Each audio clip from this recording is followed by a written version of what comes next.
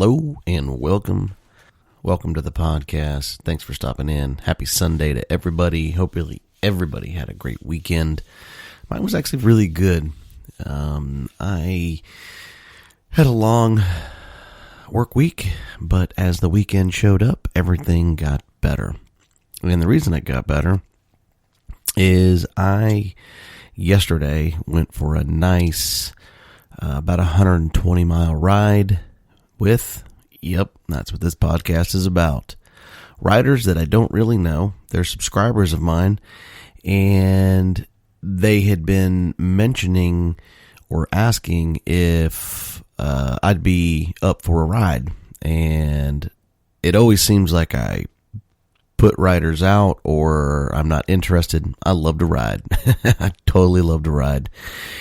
I just, with my schedule and the things that go on, I just don't have a ton of time. But you know what? We did. We went and rode. And that's really what this podcast is about meeting new riders and going out and riding with them and checking out their bikes and seeing their cool stuff. And that makes it really, really awesome because you can get out and meet some really, really cool people and get out and ride and have just an absolute blast. So Saturday riding is fantastic. So this podcast is about meeting new riders and going out and riding with them and talking and chatting and hearing their stories and stuff like that, because that is really kind of what it's all about. You learn a lot from so many different people and so many different things that they do. And it's fun to sit down and crunch some miles, bust some bugs, and go to a place, sit down, get a little food, shoot the breeze, talk about a few things, get back on, and then piggyback on back to the house. But basically, the way the day started is at about 7 a.m. I got up and started getting all my gear together, and I knew it was just going to be an afternoon ride, but it was a little warm because it's hot here in Dallas-Fort Worth. It got up to about 102 yesterday, but that's okay. It's not a big deal. So I get all my stuff, I load up, ride on over. So I meet with Tom, and I met his buddy, which is Charles. Super cool guys. We got out, and we actually got to go check some stuff. They took me to some of their riding areas, which was really cool. But we met up at Tom's house, sat around and chatted for a little bit. He introduced me to Charles, and we just kind of, like I said, just shot the breeze for a little bit. I got my headset all fixed up so that I could listen to some music for the ride. And what we did is we just took right out of there. He basically lives in Fort Worth. So what we did is we headed out towards Eagle Mountain Lake. If you're from the Dallas-Fort Worth area, I'm sure you know where that's at. But they have their one little run that they like to do, and it was absolutely a blast. I'd never been that way, and I've ridden all over that area, and it was really, really neat. It was a really cool strategic planned route that I could definitely tell this wasn't their first day doing it. I think they do this fairly often, and I can see why, because it's nice, it's windy, it's got nice hills, it's got trees, it's got bridges, it's got water, it's got it all, which is really cool, and it stays off the beaten path, so you're not on any highways or anything. You're really pretty much off, on country roads. Now, is there any dirt involved? No. Dual sporting is not always dirt. Dual sporting, that's why they call it. It's both. It's street and it's dirt. But for what the ride was, we went up to, I think it was Greenwood, Texas. And we basically wined and dined and dipped and all that good stuff. And cut all the way through, and just some of the riding was great because some of the terrain was really, really neat. And good thing I have a Garmin on my bike because it tracked the whole ride. So I now know their secret run, but it was really a nice run, and it was fun, and it was perfect because we left out of his place, I want to say at about 8:30. It put us up in Greenwood, which is just north of Decatur, Texas. And I want to say it was about a good hour ride up there. It was nice and windy, good twisties in the hills. But we pull into Greenwood after about an hour of riding, and there's this just little rundown shack of a store, but it's kind of like a get and go. But it was, I don't know how to explain it, but it was really, really cool. It was neat. It was really rustic, and you could just tell that it's just old. And come to find out, I found out from Charles. He's been up there several times, probably more than several times, but he informed me, we went up there to eat breakfast, but he informed me that Saturday nights they do fried catfish, and it's supposed to be super, super good, and it's a thing for that town. It's a little small town. I mean, I'd be shocked if it was more than a mile square. It's not very big.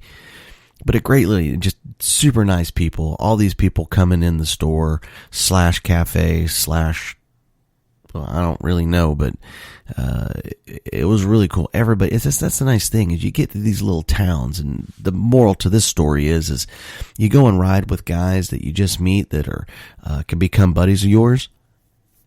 You go riding, you meet up. They have these little places that they go to. Usually they're little small towns. And you go in there and you find new things. And some of these little towns that you would turn your nose up to on probably any day, on a motorcycle, it's different. And people treat you a little different on a motorcycle too. And the people are so nice and so courteous. And it's awesome. You know, you can't, it's hard to paint that picture unless you've done it. But those little small towns that you go to and you ride and you're with your buddies and you get that food, that's some of the best eating you'll ever get. And it's usually really inexpensive. So we basically sat down and had breakfast. I want to say it cost each of us like $5 to get eggs, bacon, hash browns, toast. You know, some got ham, some got, you know, some fried ham and all that. And and all the coffee you can drink. I mean, it was awesome. It was super, super good.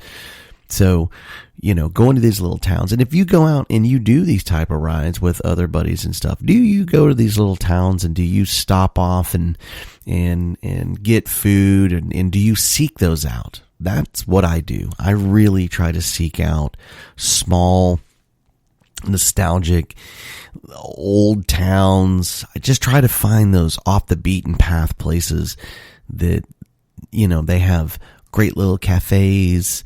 You know, families have been going there since they were, you know, little kids. It's a town of not more than, you know, 500 or whatever.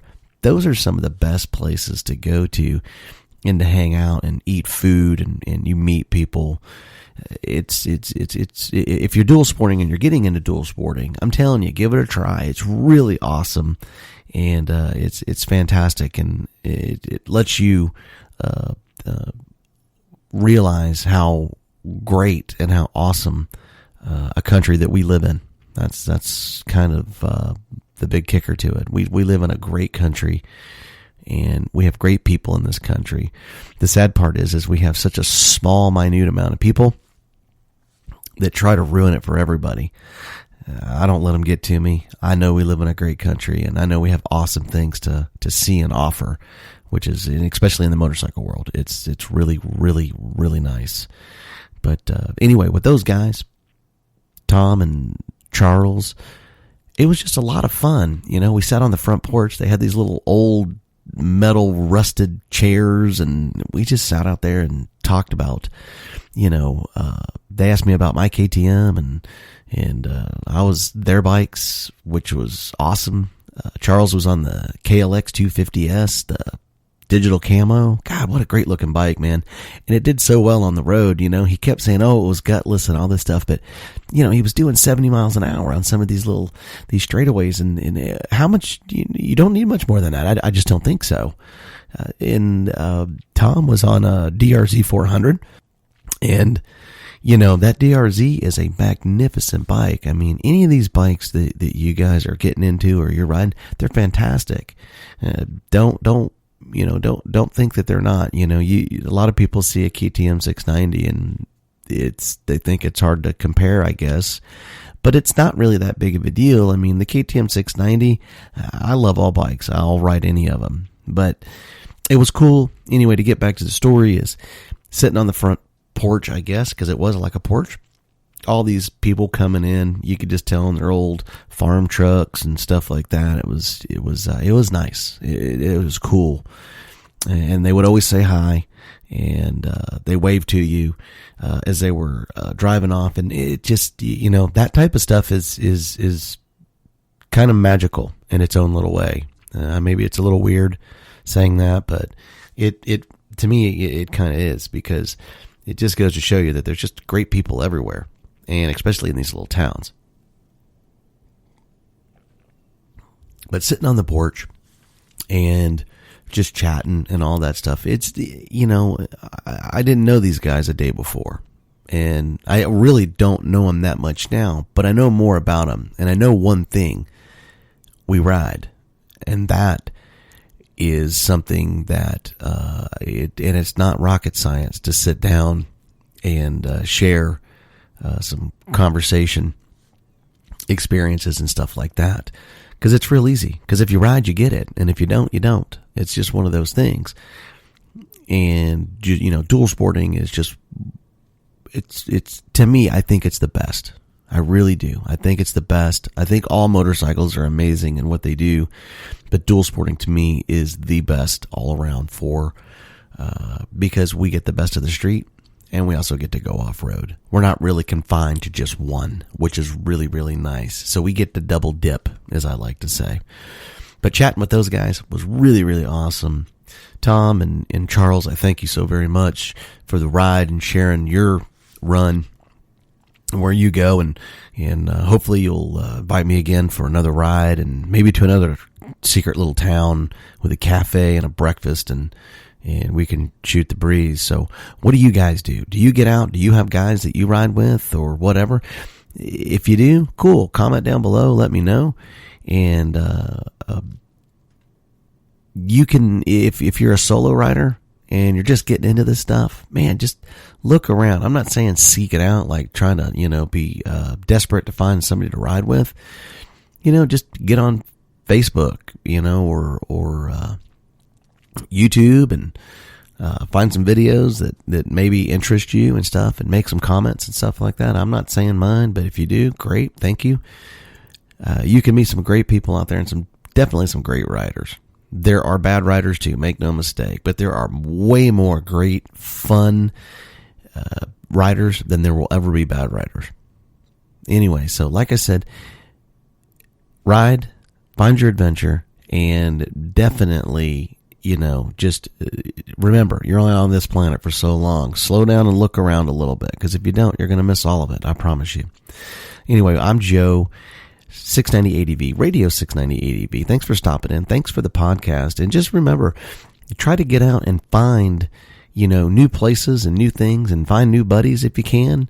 And maybe you're just that guy, you ride by yourself and you just don't want to ride with anybody. And that's cool too. But I appreciate you. You guys have a great Sunday. Get out and ride if you can, as much as you can, because you never know. Today could be your last day. You just never know. I appreciate you. You guys have a great weekend, and we'll see you on Thursday. 690 out.